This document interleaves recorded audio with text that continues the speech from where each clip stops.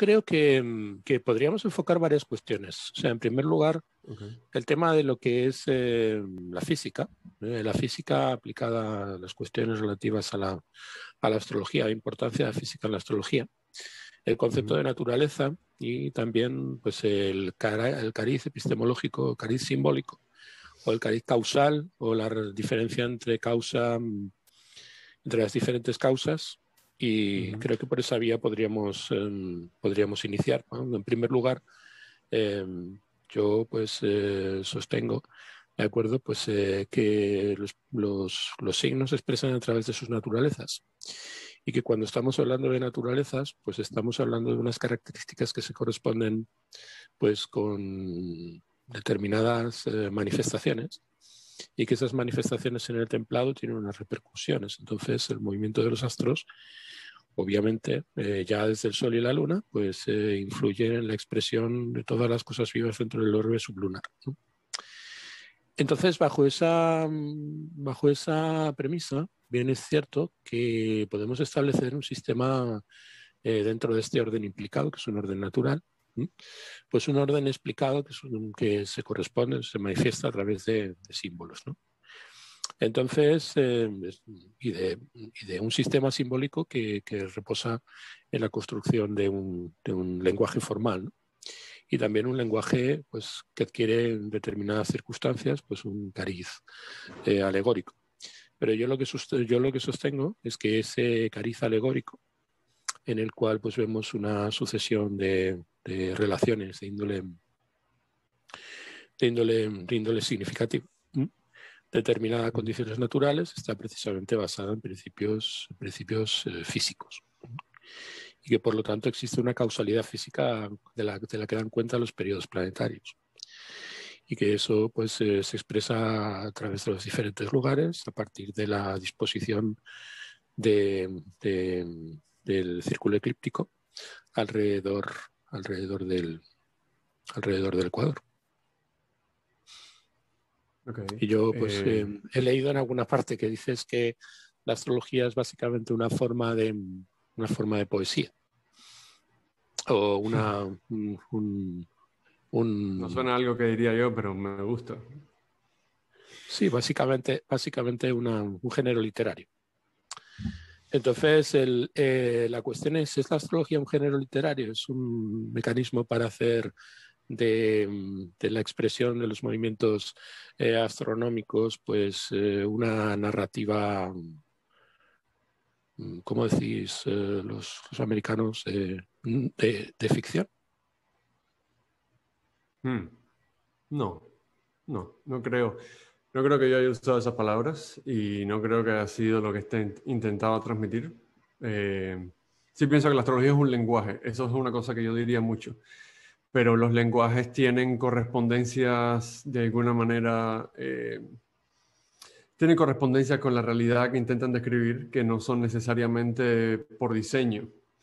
Y la astrología no es un lenguaje hecho por seres humanos, es definitivamente la existencia de correspondencias simbólicas en el tiempo. Y esas correspondencias simbólicas también son parte del tiempo. Y por eso en astrología tantas técnicas utilizan un tiempo simbólico y no real.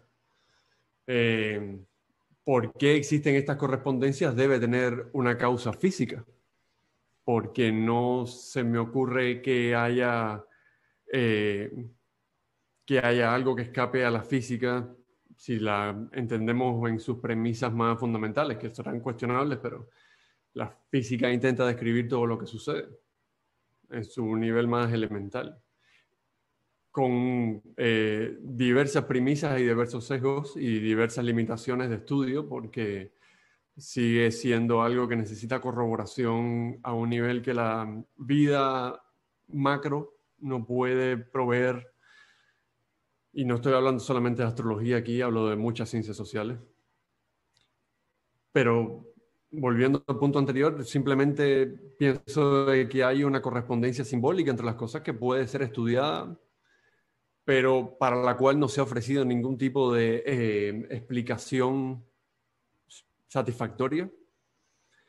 Y desgraciadamente la historia de la astrología, como bien sabemos, es una historia de transmisiones quebradas y reconstruidas. Y hubo visiones de la misma que fueron más populares quizás o más predominantes en sus orígenes, por lo menos hablo de la astrología horoscópica occidental, y visiones de la misma que fueron más predominantes en tradiciones posteriores porque los autores que habían predominado, especialmente Ptolomeo, los autores que habían sobrevivido más tenían una agenda de explicación de la astrología a través de la física de su tiempo. Pero la física de su tiempo era ineficaz a la hora de describir esto. Y la física nuestra también. Si lo vemos como una explicación alegórica, metafórica, de la cual también hay una simbología que extraer y extraer sabiduría y conocimiento, está bien. Pero entonces ahí quien lo ve como poesía serían los que siguen la lógica causalista de, por ejemplo, Ptolomeo, o de querer explicar con mecánica aristotélica lo que sucede en el fondo de la astrología. Y yo pienso que la astrología es una forma de adivinación. Eso sí, digo. Yo pienso que es una forma de adivinación, pero la adivinación está para sacar significado real con la connotación que eso tiene, porque real puede significar varias cosas, pero sacar significado real de la realidad. Poder ver la realidad tal como es a través de un lenguaje simbólico. Eso es lo que yo pienso que la astrología apunta a hacer. No pienso que busque una ficción. Solamente para aclarar. Creo que Aristóteles lo expresa de manera, pues, como a él le gusta hacerlo, de manera muy clara y muy evidente y muy directa, ¿no? Dice, la realidad es lo que percibimos a través de los sentidos. Entonces, nada que no percibamos a través de los sentidos tiene connotación real. Y me refiero a connotación real, lo cual no quiere decir que aquellas cosas que no vemos no sean reales, sino que solamente son reales en la medida en que las percibimos. Es decir, en la medida en que se convierten en realidad. Entonces, desde ese punto de vista, hay un principio que está adscrito dentro de todos los principios de la física, ya desde el propio Aristóteles, que indica que aquello que podemos corroborar pues es básicamente la realidad de los sentidos.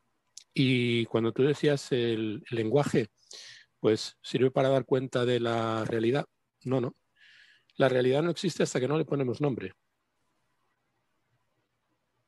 Entonces, al ponerle nombre, la realidad adquiere pues, carácter formal. Y al tener carácter formal, podemos establecer relaciones entre las diferentes parcelas de la realidad. Entonces, las relaciones, por ejemplo, entre el hexágono y el radio de la circunferencia es una relación simbólica. Lo es. Y es una relación, claro. es un lenguaje formal y se basa en una lógica de índole simbólica. Podríamos decir, por lo tanto, que cuando nosotros establecemos una relación entre los diferentes axiomas y teoremas de la matemática, estamos estableciendo relaciones causales entre los diferentes elementos que comportan conceptualmente el orden de ese lenguaje formal. Sí, pero entonces tienes que resignificar la causalidad más allá de la física. Yo puedo aceptar o incluso por lo menos considerar una acepción de causalidad en la que las cosas suceden porque las percibimos. Puedo considerarlas, pero es simplemente una premisa bastante infalsable, en la que tenemos que pensar que las cosas no suceden hasta que no las percibimos con los 5 sentidos aristotélicos. Cuando yo estoy viendo un hexágono, el lado del hexágono equivale al radio de una circunferencia. Sí. Es falsable eso. Sí, claro, porque la matemática es un lenguaje hecho para describir la realidad. Entonces, si no encuentras correspondencias entre ese lenguaje y la realidad que estás intentando describir o construir, no te sirve. Tenemos, por lo tanto, un lenguaje simbólico que sirve para describir la realidad. Sí, pero no para crearla. No. Es el punto que estaba queriendo poner. Para crear la manifestación de la realidad se corresponde al orden a través del cual establecemos relaciones formales entre los elementos que de alguna manera constituyen el lenguaje. Es decir, la manifestación de la realidad o nuestra percepción de la realidad. Es mi punto nada más, porque creo que estamos hablando de cosas distintas con palabras erróneas. ¿Es la percepción de la realidad o es la manifestación de la misma? Es verdad que no la podemos ver más allá de nuestra percepción. O sea, que la que existe más allá de nuestra percepción quizás sea relevante para nosotros, pero parece existir. Y parece existir porque cada vez descubrimos más de ella, históricamente por lo menos. Vale, desde un punto de vista, puramente, la lógica formal, puramente desde un punto de vista puramente aristotélico, podríamos decir, por ejemplo, que lo real es aquello que no podemos ver y la realidad es aquello que podemos ver de lo real. Es decir, la realidad es una característica de lo real. Okay, y por lo tanto, cuando yo estoy viendo la relación que existe entre el lado de un hexágono y el radio de una circunferencia, estoy corroborando un hecho. Y ese hecho, pues, se manifiesta en la realidad a través de todas las cosas que tienen forma de círculo. Entonces, a través del lenguaje formal, yo voy describiendo características de la realidad, características de lo real, y voy estableciendo, pues, la realidad en sus respectivas formas, en las cuales, de acuerdo a algo que es esencialmente, algo que es caótico, se vuelve organizado a partir del momento en el que yo lo voy describiendo. Podríamos admitir que ese proceso de explicar es convertir algo caótico en algo ordenado. Claro. Pues, pero no sé si no, es evidente que sigue siendo un lenguaje. No se vuelve un motor de creación de la realidad. Es uno de varios lenguajes que tenemos. Un lenguaje quizás más simbólico, poético, alegórico, como le quieras llamar, pero es un lenguaje de descripción de una existencia que supera ese lenguaje, supera otros lenguajes, supera nuestro propio entendimiento y nuestra propia existencia. Y eso es una realidad irrelevante en nuestra vida, sí o no sé, pero es bueno admitirlo porque si no fuese así, significa que ahí sí la astrología es una ficción de una realidad que nos queremos inventar. Y no creo que eso sea útil verlo así, no creo que sea cierto. Y es mucho más cercano a las críticas que lanzan contra la astrología de que todo es puro sesgo de confirmación. Y no necesariamente es así, aunque tenemos problemas con sesgo de confirmación y con lecturas selectivas y con una manera de leer los símbolos que es muy poco sistematizada y nos vendría bien cierto tipo de... Hay convenciones astrológicas que han sobrevivido el paso del tiempo y parecen ser más consistentes que otras y eso está bueno admitirlo. Entonces, si no lo vemos como un lenguaje que es perfeccionable y progresivo en su desarrollo, y su desarrollo no necesariamente por eso significa que siempre ha sido una evolución, hay cosas que hay que rescatar del pasado en grandísima cantidad, pero habiendo dicho eso, sigue siendo una cosa perfeccionable, un lenguaje que podemos utilizar más para describir la realidad, pero sigue siendo un lenguaje, no significa que es un lenguaje de los cielos que describe una mecánica subyacente metafísica de las cosas. Porque si eso es el caso, es una teoría. No digo que no sea una teoría falsa, digo que es una teoría no probada. Si ese es el caso. Y además le quita un montón de riqueza a la astrología porque la encierra dentro de un parámetro y dentro de un marco ideológico de cosmovisión que puede no ser cierto y que además es sectario por naturaleza, porque no todo el mundo va a adherir a él y no hace falta adherir a él para poder tener una riqueza práctica y intelectual y espiritual, como quieran llamarle, para en la práctica astrológica llegar muy lejos y llegar a hacer cosas milagrosas. Nada, perdón, me fui por la tangente. No, bueno, está bien. Si es que tenemos que expresarnos en libertad. Tú dirías, por lo tanto, que la astrología no define la naturaleza de las cosas. Yo diría que la astrología es una manera de definir la manera de las cosas, la forma de las cosas, la esencia de las cosas, de varias. Y si queremos categorizarlo, creo que lo más preciso es decir que es una manera adivinatoria dentro de varias tradiciones adivinatorias. Quizás probablemente yo creo, la más sofisticada y más y más vetusta y más desarrollada y que tuvo más auge de todas, pero es una manera de adivinar la realidad. Nuestro lenguaje por el que nos estamos comunicando ahora es otro tipo de lenguaje. Vamos a ver, ¿podríamos decir que la astrología es un lenguaje totalizador? Es decir, es un lenguaje a partir del cual nosotros podemos describir la realidad total.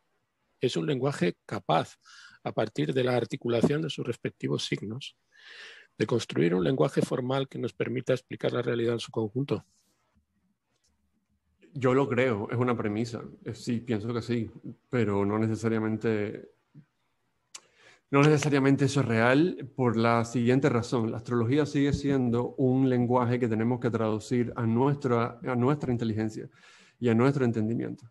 Entonces, su capacidad para describir la realidad en su totalidad está limitada por nuestro entendimiento, por nuestro lado. Estamos traduciendo de astrología a inglés, español, ponle el nombre que quieras. Entonces, sí, puede ser que tenga esa capacidad, pero siempre va a estar limitada por nuestra propia capacidad de razonar las cosas. Somos, al fin y al cabo, primates, somos animales y tenemos nuestras limitaciones. Somos parte de una cosa que nos supera en magnitudes inimaginables para nosotros, en lo micro y en lo macro. Y seguimos descubriendo cosas que nuestros antepasados no tenían ni no podían ni imaginar, o podían imaginar, pero podían imaginar tanto más que no terminó ocurriendo. ¿Qué sé yo? O sea, ¿puede describir la realidad en su conjunto? Sí, sí. En cuanto nosotros podamos hacerlo y no porque veamos una carta astrológica y la sepamos interpretar muy bien, significa que estamos libres de sesgo de confirmación, de falibilidad. Somos, al fin y al cabo, humanos, los intérpretes de un lenguaje fascinante, pero un lenguaje aprendible. Bueno, yo creo que todos los lenguajes que utilizamos para comprender la realidad son lenguajes humanos. Por ejemplo, el lenguaje de las matemáticas es un lenguaje humano. Es una manera de ordenar el caos. Es decir, cuando nosotros nos encontramos ante lo real, pues nos encontramos ante la incertidumbre. Observando la realidad, contemplamos que existen pues, ciertas regularidades. A partir de esas regularidades, pues, nosotros construimos lenguajes formales que nos sirven para organizar lo que percibimos. Eso es básicamente lo que Aristóteles articula como el principio fundamental a través del cual vamos describiendo y vamos estableciendo los principios de la realidad. Con lo cual la realidad no existe hasta que no le ponemos nombre. Yo, por ejemplo, pues puedo encontrarme en medio de la calle, de acuerdo, en un momento dado, hasta que yo no me ubico, hasta que yo no establezco las coordenadas dentro de las cuales estoy, no estoy en la realidad. La realidad es estar en la realidad con sentido. Es decir, es ordenar la realidad de una manera coherente. En el momento en el que yo ordeno la realidad de una forma coherente, que evidentemente estoy proyectando mis propias categorías. Como diría Kant, podríamos decir que estoy aplicando pues, una estética trascendental a través de la percepción de los sentidos y a través del modo en que mi mente está organizada, pues yo describo un sistema caótico y le doy coherencia. El lenguaje de la astrología es básicamente un lenguaje formal. Es un lenguaje que nos sirve para ubicar en la realidad o para describir la realidad y para definir la naturaleza de las cosas. Entonces, en la medida en que es un lenguaje exhaustivo que nos puede dar cuenta de todo, y en la medida que es un lenguaje formal, en el cual pues, se definen ciertas regularidades, que son regularidades invariables, ¿vale? Pues es una herramienta perfecta para establecer los lazos causales entre los entes naturales, porque la naturaleza existe desde el momento en el que nosotros la organizamos a través de la percepción de nuestros sentidos. Entonces, yo no estoy diciendo que el lenguaje astrológico no sea un lenguaje formal. Tampoco digo que la geometría o las matemáticas no sean un lenguaje formal. Yo creo que el lenguaje matemático no es un lenguaje alegórico. Y también creo que la astrología no es un lenguaje alegórico. No es un lenguaje hecho a base de una sucesión de metáforas establecidas de modo arbitrario. Se corresponde con determinados elementos de la realidad, con ciertas regularidades que apreciamos en la realidad y que nos sirven para medir la realidad. Y a partir de esa medición y a partir de la apreciación de ciertas regularidades, dar cuenta de la naturaleza de las cosas, que no existe hasta que no le damos una explicación. Ese es básicamente mi punto. Y mi punto indica... Podemos hacer un paréntesis en tu ¿por qué piensas que lo alegórico implica arbitrariedad? Porque No, yo quisiera no entender creo que tu punto antes de malinterpretarlo. Porque yo no creo, una yo no creo que premisa. Sí, sí. yo no creo que lo alegórico conforme necesariamente. De hecho, yo creo que no hay en lo alegórico, de acuerdo, nada que sea arbitrario. Pero sí existe cuando no establecemos un criterio regular sobre la base causal de los hechos físicos que tratamos de explicar, una condición de cierta contingencia que sí podríamos decir que es de índole arbitrario. Por ejemplo, cuando nosotros estamos diciendo que la sucesión de los signos o las características de los signos es un lenguaje convencional, es pura convención, lo hemos decidido así, hemos decidido dividir la eclíptica en 12, porque nos pareció bien. O, por ejemplo, cuando decimos que las características de los signos son simplemente maneras de explicar una regularidad a partir del criterio de que dividirla por 12 pues es lo más cómodo para nosotros. Ahí estamos estableciendo relaciones que son puramente convencionales desde ese punto de vista hasta un cierto punto, de acuerdo, pues arbitrarias, ¿no? Yo sostengo. Estoy entendiendo, creo que estoy entendiendo tu posición, pero lo que no entiendo todavía es por qué la idea de que las convenciones humanas, arrastran cierta arbitrariedad, porque las convenciones no son todas útiles en la misma medida y por tanto su valor no está en la arbitrariedad. No podemos crear una convención entre una sola persona desde nuestra subjetividad. Necesitamos crearla en un mundo de intersubjetividades. Y algunas convenciones son efectivas. O sea, tú la describiste antes como una poesía, ¿no? O sea, leíste a alguien que lo hizo. La poesía no toda es igual de efectiva. No toda es igual de conmovedora. No toda es igual de acertada. No toda es igual de la misma manera a las mismas personas, pero no es necesariamente arbitraria la razón por la que eso sucede. Por decir la poesía, por ejemplo. Pero podría ser cualquier tipo de... Las matemáticas en sí son convencionales. Y tuvieron su desarrollo y las convenciones variaron en las regiones y en el tiempo. Entonces, ¿significa que las matemáticas son arbitrarias? Obviamente no. No creo que la premisa esté debidamente sustentada. La idea de que las convenciones en sí mismo, o sea, ¿te acuerdas de esa pintura de Magritte? ¿Cómo no siempre olvido el título? Ceci ne se pas une pipe.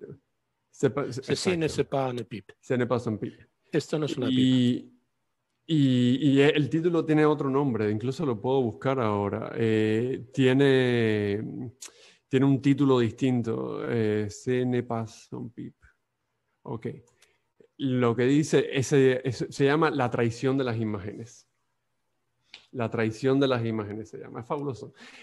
La idea de que la pipa en sí misma, te tienen que recordar que no es la pipa en sí misma, sino un símbolo de la pipa.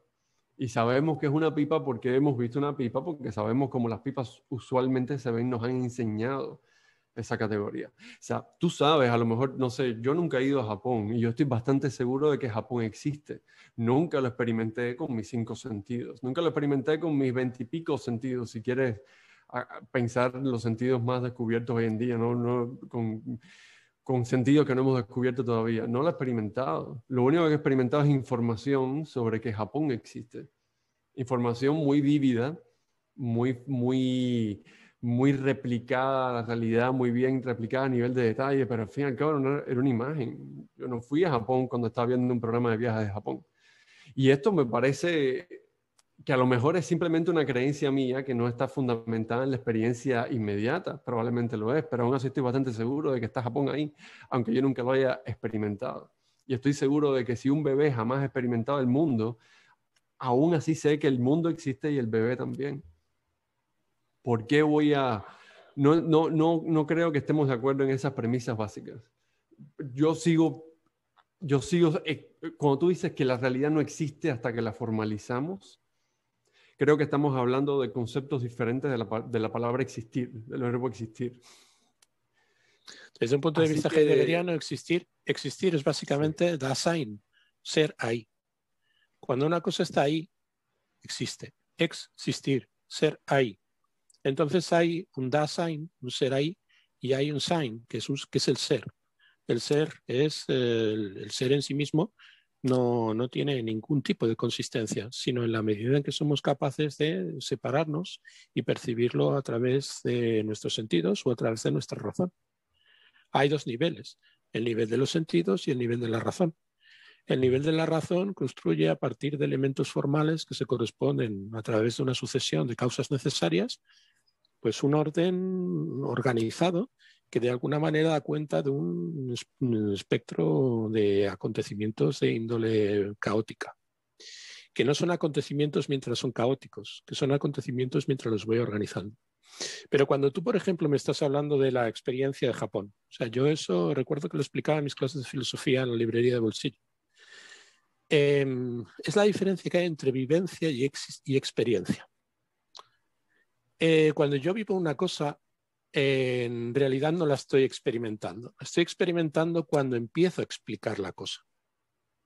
Entonces, es cierto que tú no tienes la vivencia de Japón, porque no has estado nunca en Japón, pero sí es cierto que tienes la experiencia de Japón. Tienes la experiencia de Japón a través de la explicación que yo te doy de Japón o de cómo viví yo mi, mi disfrute, de acuerdo, de una taza de una taza de té, de acuerdo, pues en un boulevard de Tokio, ¿no? Entonces, claro que hay una experiencia de Japón, claro que tienes una experiencia de Japón, tienes la experiencia de Japón de haber estado hablando conmigo cuando yo te transmití una vivencia que en sí misma no tiene consistencia, tiene consistencia a partir del momento en el que yo la formalizo, es decir, en el momento en el que yo construyo una explicación. Y en ese sentido es cuando nosotros estamos viendo, pues cuentan una anécdota de Pascal, que es, creo que eh, es muy, yo creo que es muy significativa respecto de esta cuestión. O sea, Pascal nació en el seno de una familia, pues, que tenía muchos posibles, tenía una gran biblioteca. Entonces el padre, que quería formarlo como si fuera jansenista, es decir, como un pietista radical, pues consideró que lo mejor era no enseñarle matemáticas, es decir, prohibirle acercarse a cualquier libro de matemáticas. Entonces, a lo largo del proceso de crecimiento, pues hubo un momento, ¿de acuerdo?, en el que Pascal se quedó una tarde contemplando unas piedrecitas pues, al borde de un camino y a partir de las piedrecitas empezó a colocarlas de una determinada manera. Y cuando vino su hermana a preguntarle qué es lo que estaba haciendo, Pascal empezó a explicarle qué es lo que estaba haciendo, estableciendo las regularidades a través de las piedrecitas y a partir de lo que estaba viendo había descrito los 5 primeros elementos de los 10 elementos de Euclides. Es decir, el padre no quería que estudiara matemáticas, pero en la mente de Pascal las matemáticas ya estaban, existían. Es decir, Pascal inventó las matemáticas, es más, recordó las matemáticas. ¿Por qué? Porque es un orden que existe, que conforma la idiosincrasia de la mente, que colocada ante la realidad tiende, que confrontada con una realidad caótica, regulariza esta realidad y le proporciona un orden. Entonces crea una realidad que deja de ser una realidad sin nombre, es decir, una realidad real, para convertirlo en una realidad nominal, es decir, una realidad formal. Y entonces es cuando nosotros expresamos lo real, no como lo real es, sino como lo real somos. Es decir, cuando yo estoy explicando la realidad, no estoy definiendo la realidad, estoy definiendo mi manera de percibir la realidad. Una manera de percibir la realidad que si está dentro del esquema de un lenguaje formal, es un lenguaje que me permite comunicarme contigo porque parto de las mismas premisas que tú, premisas que no son de índole formal. Es decir, independientemente a qué cultura pertenezca, o independientemente de si soy un ser humano o soy un extraterrestre de Venus, podemos entender la lógica euclidea a partir de nociones tan simples como que el camino más recto entre dos puntos, bueno, que el camino más corto entre dos puntos es una recta, o que la suma de los ángulos de un triángulo equivale a dos rectos, O que, por ejemplo, el lado del hexágono se corresponde con el radio de una circunferencia. Son hechos que son irrebatibles. De la misma manera que el ciclo de Saturno son 360 lunaciones. Claro. Y de la misma manera que la Luna recorre en un mes lo que el Sol recorre en un año. Y que la relación que hay entre el día y el Sol es equivalente en términos matemáticos a la relación pues, del ciclo de Saturno con el ciclo de la Luna. Y cuando nosotros estamos observando pues, la relación, el periodo sinódico del Sol y de la Luna, pues estamos percibiendo regularidades, que son regularidades que expresan periodos que son apreciables dentro del orden de lo que son los ciclos naturales. Estamos viendo que la primavera empieza cuando las horas de luz del Sol son las mismas horas que las horas de oscuridad. Estamos viendo que el momento en el que penetramos en el verano pues se corresponde con el instante en el que el Sol se encuentra más al norte en el hemisferio norte y más al sur en el hemisferio sur y viceversa.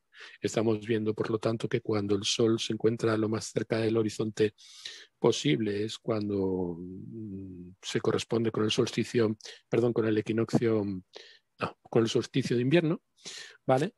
Y estamos viendo que eso inicia las cuartas del año y que las cuartas del año pues, se corresponden con periodos y esos periodos pues, son la 360ª parte del movimiento que hace el Sol, o sea, la 360ª parte del movimiento que hace el Sol en un día. Estamos viendo regularidades matemáticas por todas partes a partir del sistema de la astrología, el sistema horoscópico, a partir de la observación de los movimientos de los astros en los cielos. Entonces eso hace que las causas naturales pues tengan una explicación muy clara a partir de la influencia de los movimientos de esos planetas en el orbe sublunar, porque da la casualidad de que efectivamente influye. Cuando nosotros vemos, por ejemplo, que inicia la primavera, pues también sabemos que el calor del templado procede del Sol. También sabemos que los ciclos de las mareas se corresponden con un movimiento de la Luna. También sabemos que las diferentes modalidades se corresponden con las recurrencias en cuanto a las lunaciones. Y sabemos que cada uno de los meses se corresponde con una lunación, que una lunación son aproximadamente la 12ª parte de un año. Entonces, a partir de hechos naturales, eventos, circunstancias naturales, vamos organizando la realidad. Y vamos organizando la realidad desde su orden más simple hasta su orden más complejo, estableciendo una sucesión anidada de inducciones y de deducciones a partir de un mecanismo de inferencia que nos permite construir un paradigma. Ese paradigma ha permanecido a lo largo de la historia prácticamente inviolado, es decir, seguimos utilizando los mismos ciclos para entender o para dividir el tiempo. O sea, en la física moderna, pues seguimos considerando el día como el tiempo que tarda el Sol de acuerdo en volver al horizonte y por lo tanto volver a salir por el este. Sigue siendo el mismo. Y el tiempo que tarda el Sol en volver a su posición en la eclíptica, pues sigue siendo un año. Y el tiempo que tarda la Luna en volver a la misma posición en la que se encontraba al principio de una lunación, pues sigue siendo un mes. Son órdenes naturales que se corresponden con hechos que se manifiestan en lo natural. Cuando empieza la primavera, pues vemos ciertos acontecimientos. Cuando se inicia el verano, pues otros. Entonces, a partir de esos principios simples, vamos construyendo un sistema de explicaciones que se va haciendo cada vez más complejo, cada vez más completo y cada vez más circunstanciado.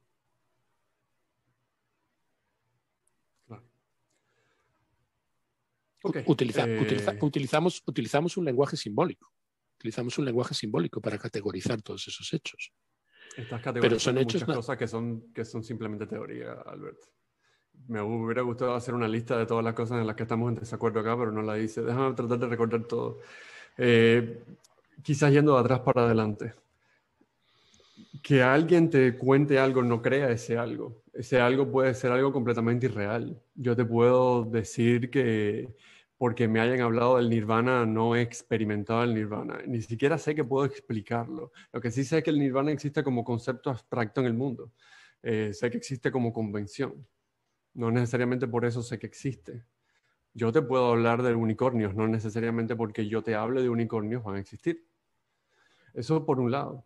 Por otro lado, la idea de que sí existen correspondencias temporales en el mundo no significa que de las temporales puedas saltar a las simbólicas o valorativas o convencionales, las de significado. ¿Y sabes por qué no? Porque la explicación por la que empezabas a hablar de cómo las estaciones podrían llevar a los significados de los planetas es puramente convencional porque es una creada en culturas del hemisferio norte. Cuando te vas al hemisferio sur, sabemos que en el solsticio de primavera y en el de otoño tienes ambos, el día y la noche tienen igual duración, pero no necesariamente empieza la primavera o el otoño, depende de dónde estés.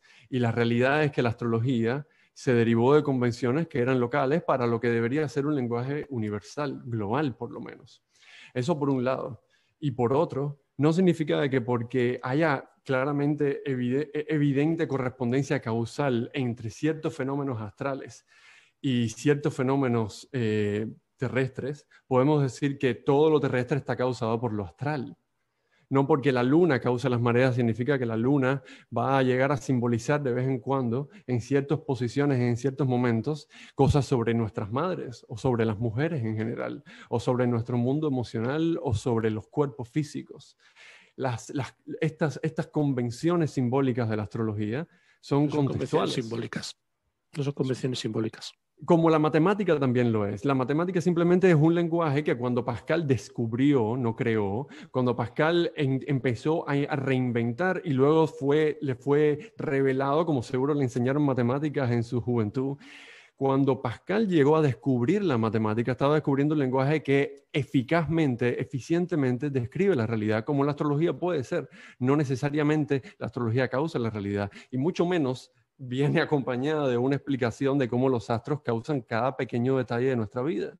Astros que sabemos, por ejemplo, a ti nadie te tiene que hablar sobre la capacidad descriptiva de la astrología horaria, pero esa astrología es la que más directamente evidencia de que estamos hablando de una cualidad adivinatoria, quizás de la naturaleza, quizás de nuestra mente, y seguro a través de la astrología se potencia, que podemos llegar a las cosas a través de un lenguaje simbólico que no necesariamente significa siempre lo mismo, o que está limitado por la aparentemente arbitraria, pero no arbitraria, relación temporal y simbólica entre las cosas, que la astrología como Vamos a ver. herramienta humana puede acceder.